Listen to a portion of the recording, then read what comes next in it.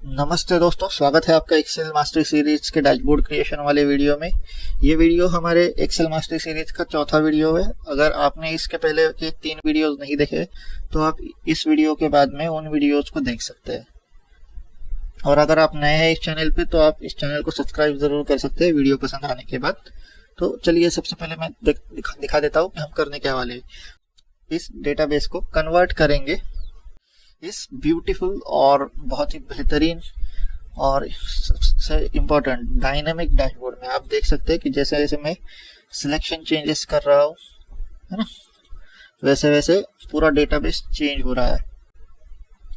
ठीक है, मैं आपको और दिखा देता हूँ। यहाँ पे 4 अलग अलग डिस्प्ले दे रहे हैं कि sales by region, sales by representative, sales by product. ठीक है, मंथ वाइज सेल्स कितना है, हमारे केपीआई वगैरह है।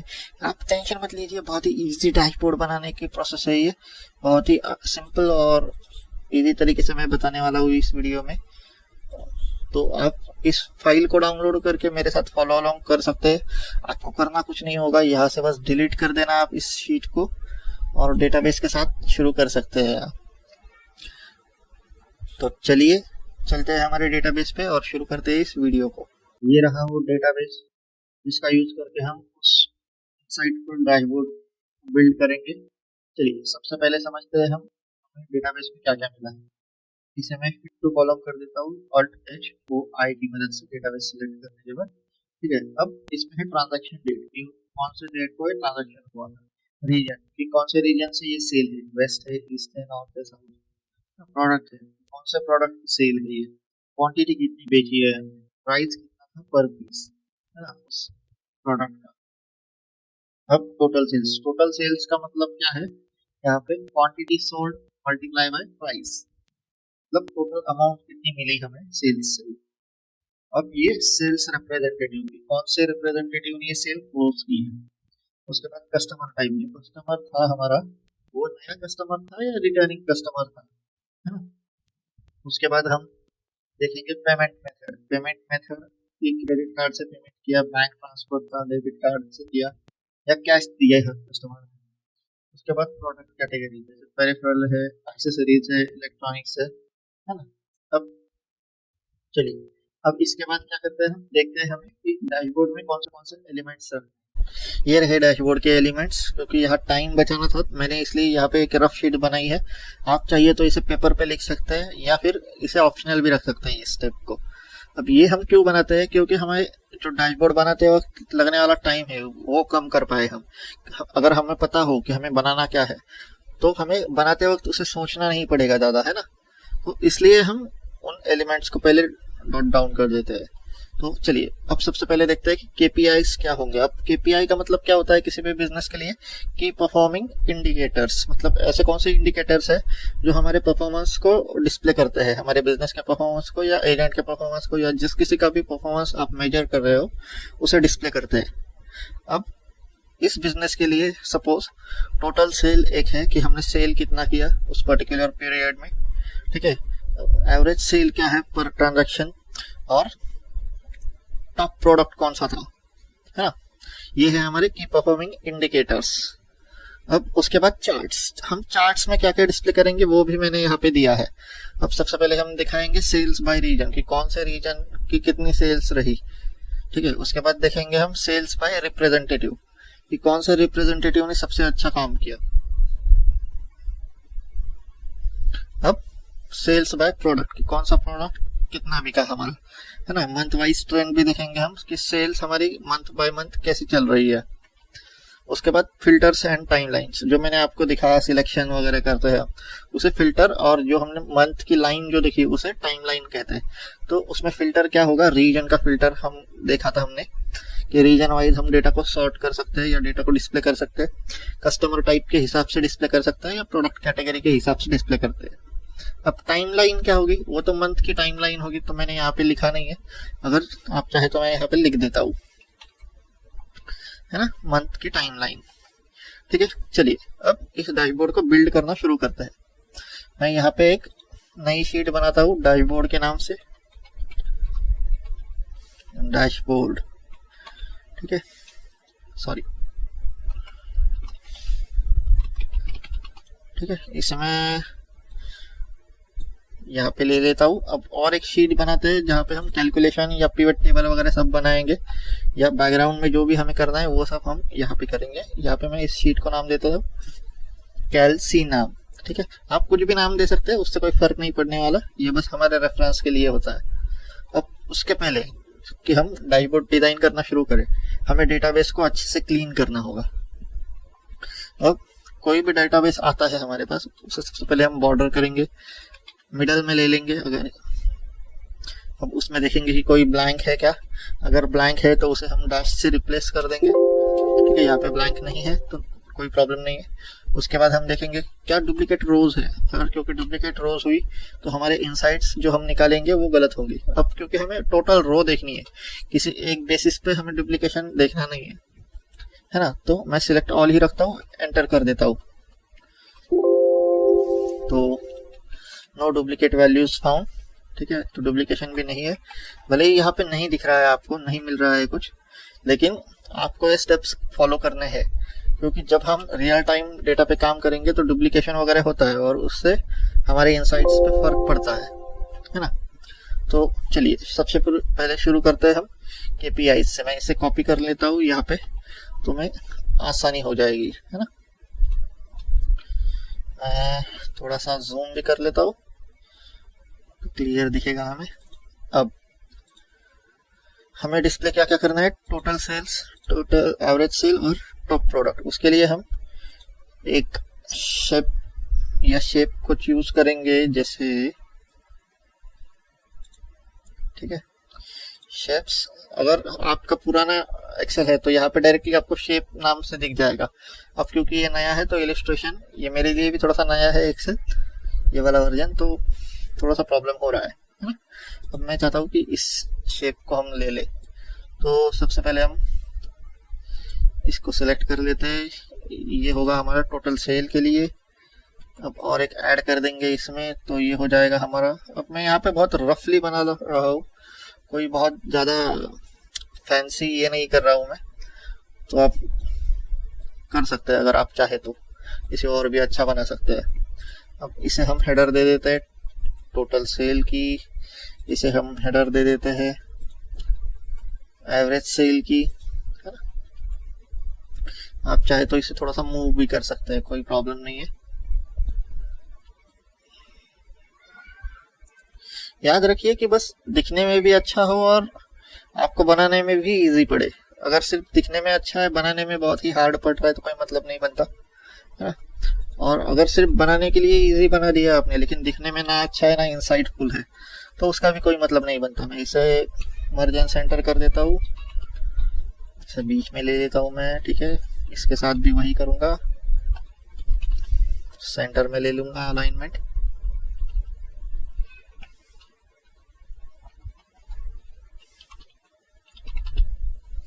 ठीक है, अब मैं यहाँ पे ग्रिड लाइंस ऑन रख रहा हूँ क्योंकि हमें ट्रेस करने के लिए इजी पड़ेगा, है ना। तो अब हमें यहाँ पे फिगर्स डिस्प्ले करने हैं, नंबर्स डिस्प्ले करने हैं, जो भी है, लेकिन वो यहाँ से निकलेंगे कैसे डेटाबेस में से, तो वो निकालेंगे हम पिवट टेबल की मदद से। अगर पिवट टेबल आपको नहीं पता तो इस पर हमने वीडियो बना रखी है, आप वो देख सकते हैं, लिंक मैं डिस्क्रिप्शन में डाल दूंगा पिवट टेबल की, और आपको एंड में भी मिल जाएगा इस वीडियो के। तो चलिए इंसर्ट में जाएंगे, पिवट टेबल पे जाएंगे, क्योंकि हमारे पास शीट एग्जिस्टिंग है कैलकुलेटेड वाली, तो वहीं पे हम रख लेंगे। अब सबसे पहले हमें डिस्प्ले क्या करना है, टोटल सेल, है ना। तो हम सीधा सीधा टोटल सेल को ले लेंगे यहाँ पे, और अब यहाँ पे हमें डिस्प्ले करनी है, तो मैं यहाँ पे सिलेक्ट करूंगा। चलिए देखते होता है क्या, हालांकि नहीं होगा क्योंकि पुराने शीट्स में तो नहीं होता था। एंटर करूंगा, ये देखिए प्रॉब्लम आ रही है। तो अब हम इसका सॉल्यूशन कैसे कर सकते हैं, तो इसके लिए क्या करेंगे, हम यहाँ पे सिंपल इसे इज इक्वल टू यहाँ पे डिस्प्ले कर लेंगे। ठीक है, तो जो भी हमारा पिवट टेबल होगा उसके हिसाब से वैल्यू यहाँ पे आ जाएगी। ठीक है, अगर आपको यहाँ इसको मिलियंस में दिखाना है, मतलब डिवाइडेड बाय 10 लाख करना है, तो मैं इसको यहीं पे 10 लाख कर देता हूँ। ठीक है, ये कितना हो गया, 1 लाख 10 लाख, है ना। तो ये मिलियंस में वैल्यू चली गई। तो इज इक्वल टू, यहाँ पे जाऊंगा मैं, इज इक्वल टू, और इसे सेलेक्ट करूंगा, एंटर कर दूंगा। ये देखिए ये वैल्यू आ गई। अब इससे जब मैं मर्ज एंड सेंटर कर लेता हूँ, इसमें यहाँ पे ले लेता हूँ इस वैल्यू को, ठीक है। इसका कलर वगैरह चेंज कर देता हूँ मैं, वाइट, है ना। अच्छा दिखना चाहिए, सिर्फ दिख के भी मतलब नहीं, अच्छा भी दिखना चाहिए और इंसाइटफुल भी होना चाहिए वो, है ना। तो इसकी साइज मैंने 16 कर दी। अब साइज वगैरह सब चीज़ों को याद रखिए, क्योंकि हमें चाहिए कि सारे नंबर्स हमारे एक ही तरीके से दिखे। अब हमें क्या चाहिए, और हमें चाहिए एवरेज सेल पर ट्रांजैक्शन। अब इसको सम की जगह पे एवरेज कर लेंगे। ये अगर आपको बहुत फास्ट लग रहा है तो इसका मतलब आपको पिवट टेबल वाले वीडियो को देखने की जरूरत है, तो वो आप देख सकते हैं। चलिए,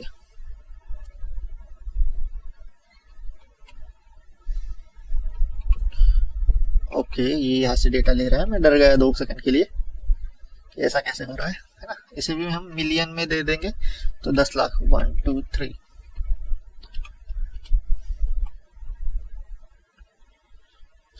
कुछ गड़बड़ तो नहीं कर दी मैंने? चलिए देखते हैं। डिवाइडेड बाय 10 लाख, ठीक है। तो ये पॉइंट्स में जा रहा है, तो हम एक काम करते हैं, इसे सिंपली जैसा का तैसा रखते हैं, कोई प्रॉब्लम नहीं है।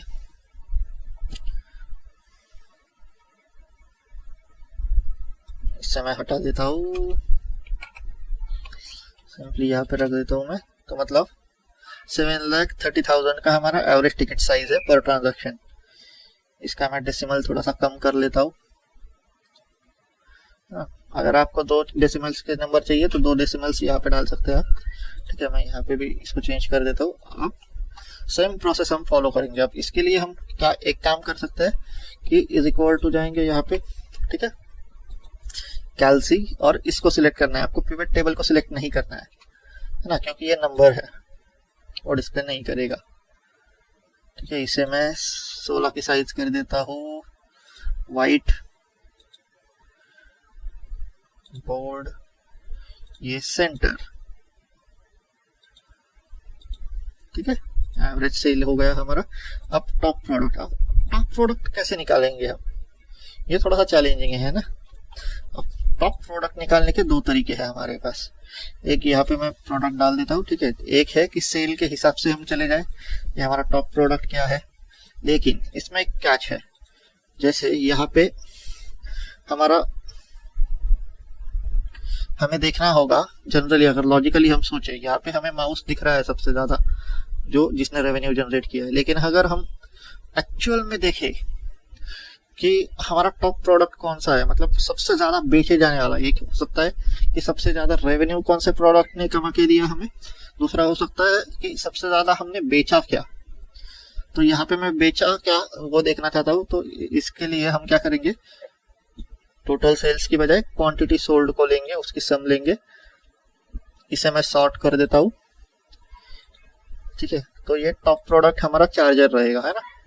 तो मैं चार्जर को सिलेक्ट कर लूंगा, यहाँ पे सिलेक्ट कर लूंगा। अगर ये चेंज भी होता है तो ऑटोमेटिकली ये चेंज हो जाएगी वैल्यू। और याद रखिए, पिवट टेबल्स को एक के नीचे एक मत रखिए। हो सकता है कि कोई प्रॉब्लम ना हो, लेकिन अगर आपका डेटा बढ़ता है, जैसे यहाँ पे अगर मैं यहाँ पे रख देता हूँ दूसरे पिवट टेबल को, और कल जाके मैं और प्रोडक्ट्स को इस्तेमाल करता हूँ और प्रोडक्ट की एंट्री करता हूँ जो अलग है इससे, तो ये पिवट टेबल बढ़ता जाएगा हमारा, है ना। तो ओवरलैप की वजह से प्रॉब्लम हो जाएगा। तो कभी भी इसी डायरेक्शन में जाना है हमें। तो चलिए आगे बढ़ते हैं हम, कि यहाँ पे हमें टॉप प्रोडक्ट का नाम डालना है, ठीक है। इज इक्वल टू, कैलसी में जाएंगे, यहाँ पे सिलेक्ट करेंगे, एंटर करेंगे, हम फिर से वही स्टेप्स फॉलो करेंगे। यहाँ पे मैं 16 कर देता हूँ डायरेक्टली, यहाँ पे वाइट कर देता हूँ, बोल्ड, ठीक है, इसे मिडिल में ले लेता हूँ। तो टॉप प्रोडक्ट भी आ गया हमारा। देख रही है कि कितने इजीली हम कर रहे हैं इन चीजों को। तब इसके बाद हमें चार्ट्स देखने हैं। अब सेल्स बाय रीजन वगैरह सब देखना है हमें, है ना। तो यहाँ पे मैं ले लेता हूँ, क्योंकि हम रेफरेंस के लिए रखेंगे सेल्स बाय रीजन। अब सबसे पहले हमें रीजन के हिसाब से सेल चाहिए। तो इसी पिवट टेबल को मैं कॉपी कर लेता हूँ, कोई प्रॉब्लम नहीं है। हमें सेल्स बाय रीजन चाहिए, हमें अगर सेल्स क्वांटिटी के हिसाब से चाहिए तो क्वांटिटी जैसे कि तैसे रखेंगे हम। अगर हमें सेल्स रेवेन्यू के हिसाब से चाहिए तो आपको क्वांटिटी की जगह पे टोटल सेल्स का सम लेना पड़ेगा। तो फिलहाल मुझे चाहिए कि क्वांटिटी सोल्ड के हिसाब से ही हो,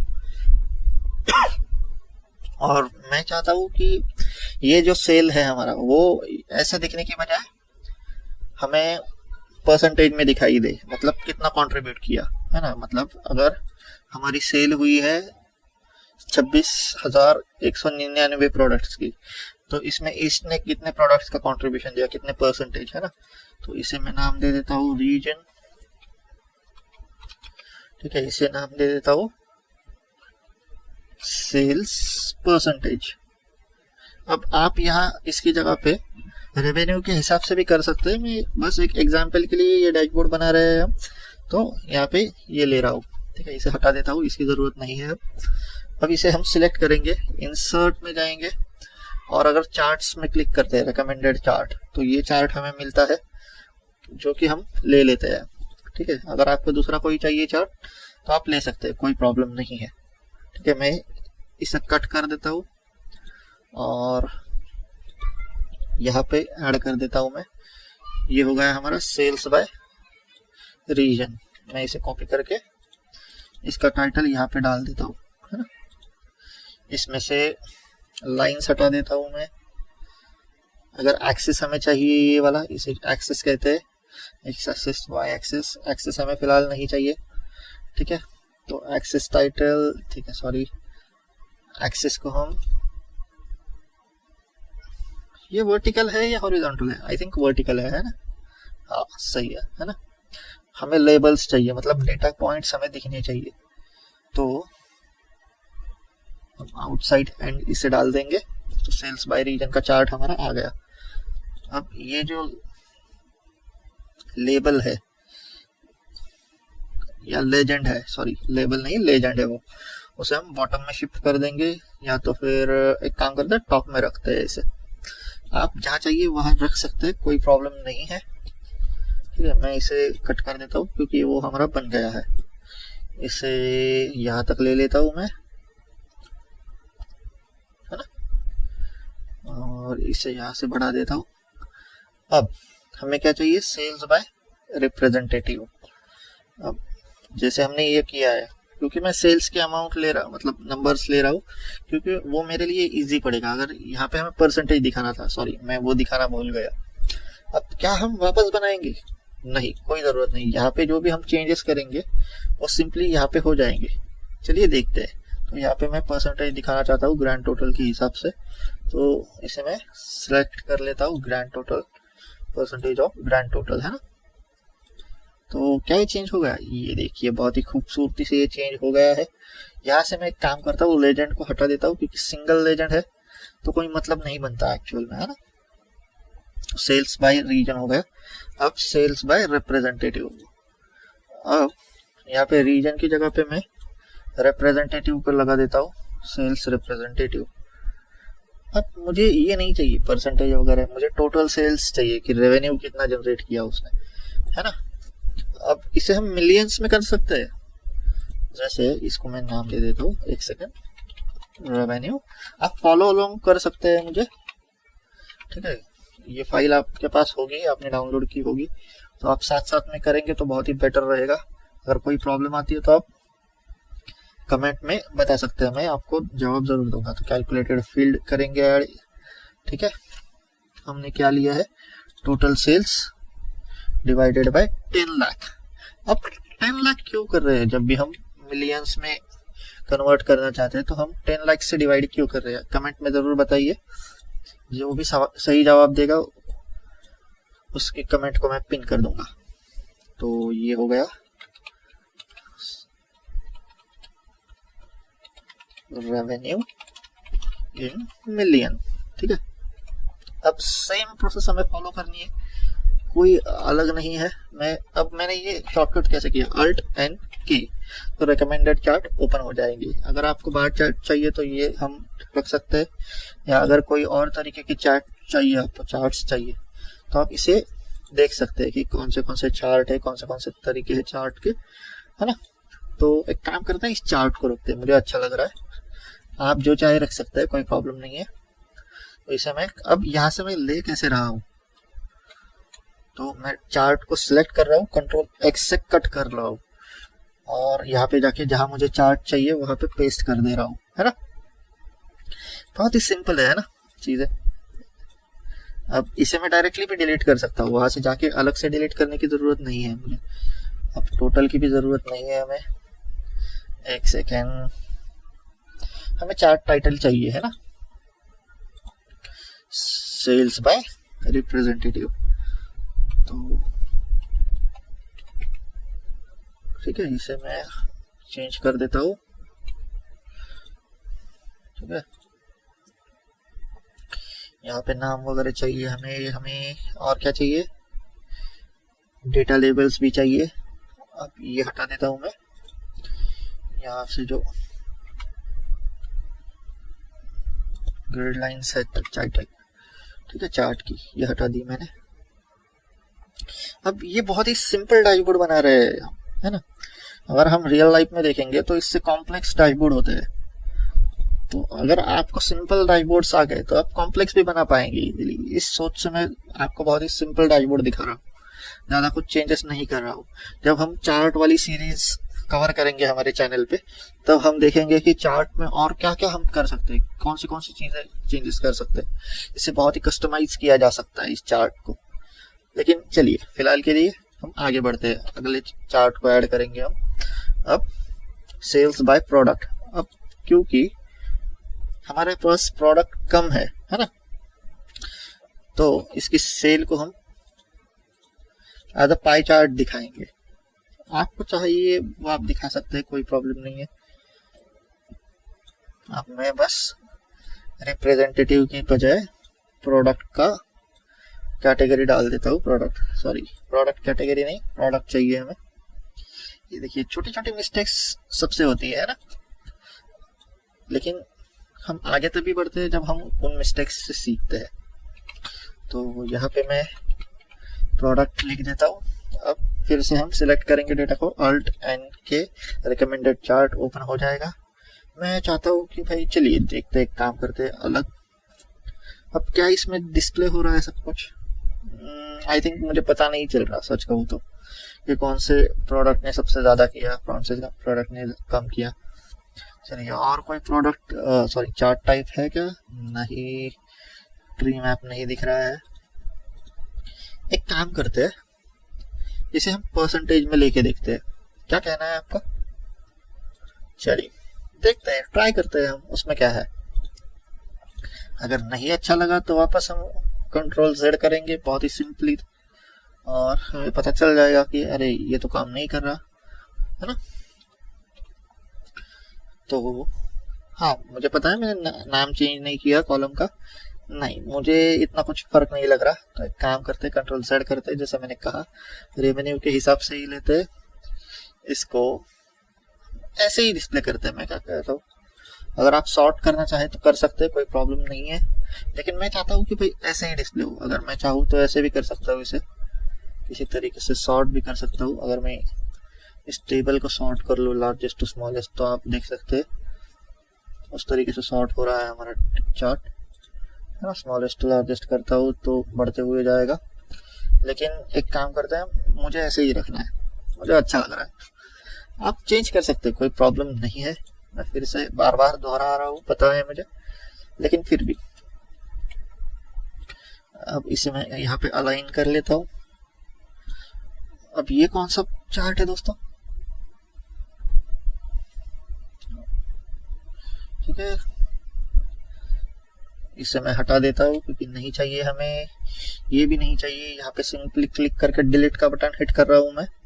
अब ये क्या है, सेल्स बाय प्रोडक्ट, ठीक है, अब यहाँ पे मिलियन अगर लिख सकते हो, आप लिखना चाहते हो तो इन मिलियन लिख सकते हो। जैसे मैं यहाँ पे लिख देता हूँ कि भाई मैं चाहता हूँ कि अगर कोई देखे इस टेबल को या इस डैशबोर्ड को तो उसको इजीली समझ में आ जाए कि ये है क्या, डेटा कह क्या रहा है ना।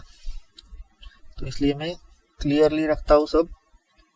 ठीक है, एक काम करते हैं, इसके आई थिंक मुझे लग रहा है कि डेसिमल्स कम कर सकते हैं हम, तो हम इसे सिलेक्ट करेंगे, डेसिमल्स को 1 डेसिमल में लेके जाएंगे तो और बढ़िया दिखेगा मुझे लगता है। ये देखिए बहुत ही क्लियर और अच्छे से दिखाई दे रहा है। अब ये भी हमारा हो गया। अब मंथ वाइज ट्रेंड, अब कभी भी याद रखिए आपको जब भी ट्रेंड दिखाना होता है तब हमें लाइन चार्ट यूज करना होता है। चलिए सबसे पहले हम मंथ वाइज ट्रेंड का पिवट टेबल बना देते हैं। अब आगे बहुत ही इजी और मजेदार चीज होने वाली है दोस्तों, तो आपको एंड तक जरूर देखना है इस वीडियो को। मैं प्रोडक्ट को हटा देता हूँ, लेकिन अभी आप अगर देखते हैं कॉलम्स को, मंथ का कॉलम तो हमारे पास है ही नहीं, ये तो प्रॉब्लमेटिक चीज है, लेकिन डेट है तो हम डेट ले लेते हैं। ये देखिए यहाँ पे ऑटो ले लिया उसने मंथ वाइज, लेकिन अगर आपका पुराना वर्जन है तो वो उसको आपको ग्रुप करना होगा, राइट क्लिक करके ग्रुप। मैं यहाँ से अभी डे का हटा देता हूँ क्योंकि हमें सिंपली मंथ का चाहिए सिर्फ, तो है ना। ये देखिए बहुत ही आसानी से हो गया है ये। अब इसका same Alt N K trend line, अब लाइन चार्ट चाहिए मुझे।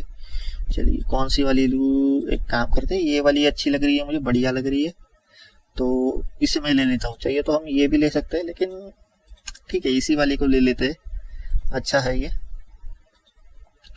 ठीक है, इसको मैं ले लेता हूँ, यहाँ से कट कर देता हूँ और यहाँ पे सॉरी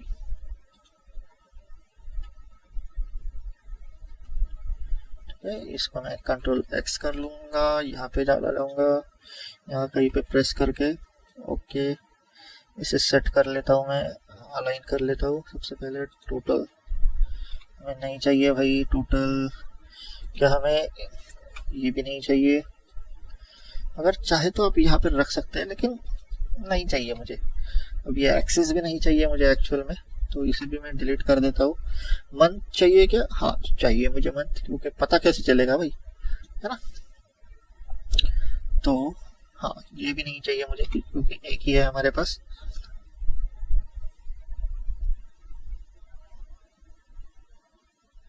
ग्रिड लाइन का कोई ऑप्शन है, वर्टिकल लाइन से वर्टिकल रखते हैं हम, क्योंकि हमें मंथ वाइज देखना है तो पता चल जाएगा इजीली, है ना। जैसे कि मैंने कहा कि हम चार्ट में बहुत ही कस्टमाइजेशंस कर सकते हैं, अलग अलग, वो हम देखेंगे अगले आने वाली सीरीज में किसी। हाँ मैं अगली सीरीज की बात नहीं कर रहा, वो तो मैंने अभी तक सच कहूँ तो डिसाइड नहीं की है, आप कमेंट कीजिए, तो जिस पे ज़्यादा कमेंट आएंगे उस हिसाब से हम सीरीज बना देंगे। तो month wise sales in million. अब मैं मिलियन क्यों ले रहा हूँ पता है, एक सिंपल रीजन बताऊँ आपको, क्योंकि वो दिखने में बहुत आसान हो रहा है। क्योंकि वैसे भी कोई भी सीईओ या टॉप मैनेजमेंट कोई भी एक एक रुपए के हिसाब से नहीं देखेगा, वो लाखों के हिसाब से ही देखेगा, है ना।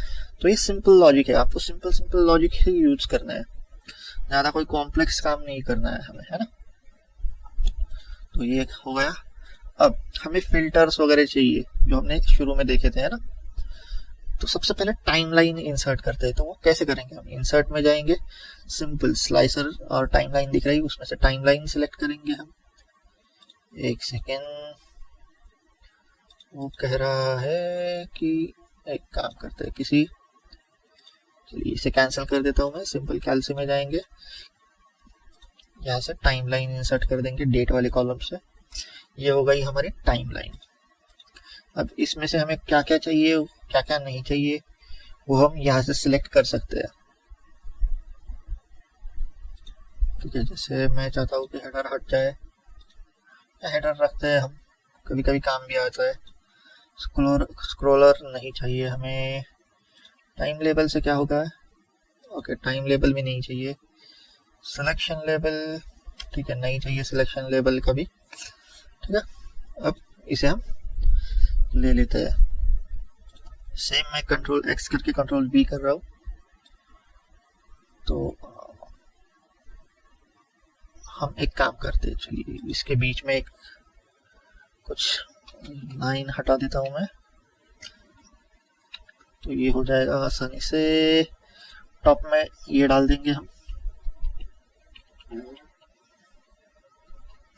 ठीक है। तो ये हमारी हो गई टाइमलाइन इंसर्ट। अब मैं बहुत ही रफ बना रहा हूँ, तो आप ये मत समझिए कि डैशबोर्ड इतना ये मतलब ऐसे ही दिखना चाहिए या ऐसा कुछ नहीं। आपके हिसाब से आप डैशबोर्ड चेंज कर सकते हैं, कोई प्रॉब्लम नहीं है। टाइमलाइन के इसको मैं बड़ा ही रख रहा हूँ फिलहाल के लिए। अब उसके बाद हमें क्या डिस्प्ले करना है टाइमलाइन के बाद, मंथ की टाइमलाइन हो गई तो मैं इसे डिलीट कर देता हूँ। प्रोडक्ट की कैटेगरी, लेकिन चलिए सबसे पहले देखते हैं हम कि क्या ये टाइमलाइन काम कर रही है। मैं अगर जुलाई सिलेक्ट करूँ, लेकिन डेटा तो चेंज नहीं हो रहा, बस एक यहाँ पे जुलाई का डॉट दिख रहा है ना। और एक बात, मैंने एक चीज़ नहीं की, यहाँ पे लाइंस सिर्फ दिख रही है, हमने यहाँ पे डेटा लेबल्स ऐड नहीं किए। तो वो डेटा लेबल्स हमें ऐड करने हैं। ये देखिए बहुत ही मस्त दिख रहा है। जैसे मैं अगर मे सिलेक्ट करता हूँ, ठीक है, तो आप देख सकते हैं कि यहाँ पे ही सिर्फ मे का डेटा डिस्प्ले हो रहा है, कोई डेटा चेंज नहीं हुआ। वो क्यों? अब वो इसलिए क्योंकि हमने कनेक्शन एस्टेब्लिश नहीं किया, बस क्योंकि हमने इस टेबल से ही उस टाइमलाइन को बनाया है, तो वो बस इसी टेबल से कनेक्टेड है। हम चाहते हैं कि वो टाइमलाइन सारे टेबल्स को इफेक्ट करे, तो वो कैसे करेंगे हम? सिंपल टाइमलाइन को सिलेक्ट करेंगे, टाइमलाइन पे जाएंगे, यहाँ पे रिपोर्ट कनेक्शन देख सकते हैं आप, तो रिपोर्ट कनेक्शन पे ऑल टिक कर देंगे। भाई जितने भी मैंने पिवट टेबल बनाए हैं इस वर्कबुक में, उन सारों से ये कनेक्ट हो जाए। तो मैं अगर इसे सिलेक्ट करता हूँ तो ये देखिए नंबर सब सिलेक्ट हो रहा है। मैं अगर इसे 2-3 महीनों के लिए सिलेक्ट करता हूँ तो उस हिसाब से हो रहा है। यहाँ से आप हटा सकते हैं इस चीज को, है ना। अब उसके बाद कौन सा था, ये रफ में देख सकते हैं हम। अब ये देखिएगा कि कितने आसानी से हम डिसाइड कर रहे हैं, क्योंकि हमने पहले लिख रखा है। अब रीजन, तो चलिए कैल्सी में जाएंगे हम, यहाँ पे रीजन पे सिलेक्ट करते हैं, इंसर्ट में जाएंगे, सॉरी। अब स्लाइसर, अब टाइमलाइन नहीं चाहिए, हम टाइम के साथ या डेट के साथ नहीं खेल रहे, ये हमारा कैटेगरिकल डेटा है, तो स्लाइसर लेंगे हम। अब स्लाइसर क्या चाहिए हमें? रीजन का। आप यहीं पे अलग अलग स्लाइसर सिलेक्ट कर सकते हैं, कोई प्रॉब्लम नहीं है। जैसे अगर हम देख ले पहले ही, तो एक साथ ही कर लेंगे रीजन, कस्टमर टाइप और प्रोडक्ट कैटेगरी, ठीक है। रीजन, कस्टमर टाइप और प्रोडक्ट कैटेगरी। तो स्लाइसर, ठीक है, सबसे पहले रीजन, प्रोडक्ट कैटेगरी और कस्टमर टाइप ओके कर लूंगा। ये तीनों स्लाइसर आ गए हमारे पास,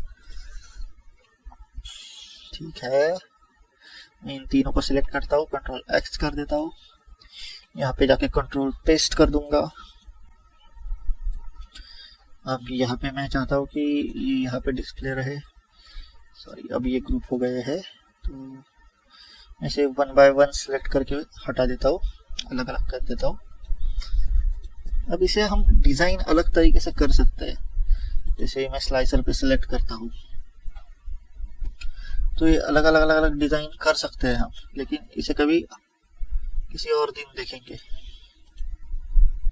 ये देखिए अभी सिर्फ वो एक ही सेल्स बाय रीजन को ही ये कर रहा है। सेम अब इसे भी सेम ही करना है, रिपोर्ट कनेक्शन, सारे रिपोर्ट से कनेक्ट कर देना है, सारे रिपोर्ट्स पे टिक कर देना है हमें।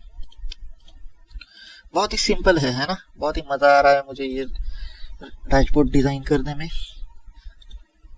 आपको कैसा लग रहा है आप कमेंट करके जरूर बताइए, ठीक है।